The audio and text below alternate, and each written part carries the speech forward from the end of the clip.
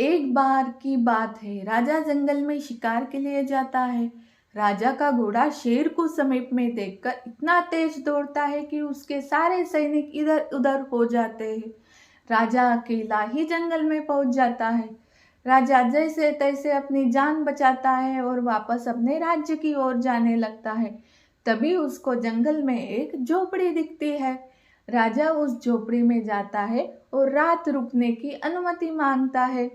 राजा को देखकर उस झोपड़ी में रहने वाला व्यक्ति राजा का जितना हो सकता है आदर सत्कार करता है और कहता है, महाराज, मैं एक गरीब आदमी हूँ, मैं बस आपकी इतनी ही सेवा कर सकता हूँ। राजा उसे पूछता है, तुम अपनी जीविका के लिए क्या करते हो?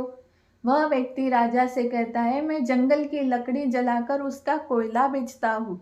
राजा उसकी सेवा से खुश होते हैं और कहते हैं, मैं तुमको अपने आम का एक बगीचा देता हूँ, अब तुमको कोयला बेचने की कोई ज़रूरत नहीं।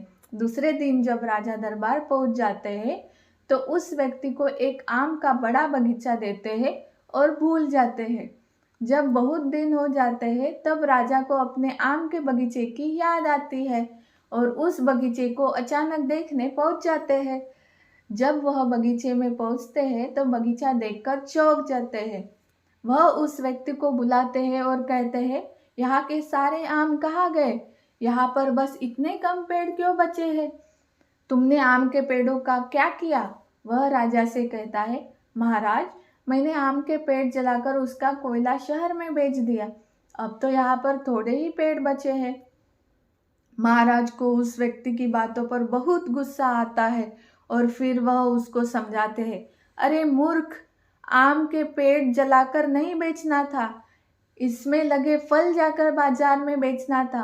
अब तुम फिर से दोबारा आम के पेड़ लगाओगे और जो बचे हुए पेड़ है उनके आम जाकर शहर में बेचो और देखो तुमको कितना मुनाफा होता है।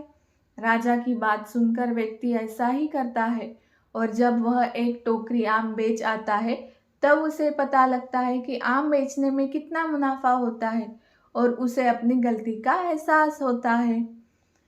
हमको इस कहानी से यह शिक्षा मिलती है कि मूर्ख व्यक्ति कभी वस्तुओं का सही अंदाजा नहीं लगा सकता।